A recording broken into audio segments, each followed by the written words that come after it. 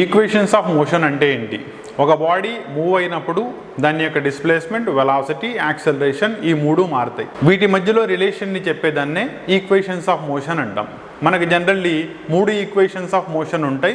v = u ± at, s = ut ± half at², v² - u² ± 2as.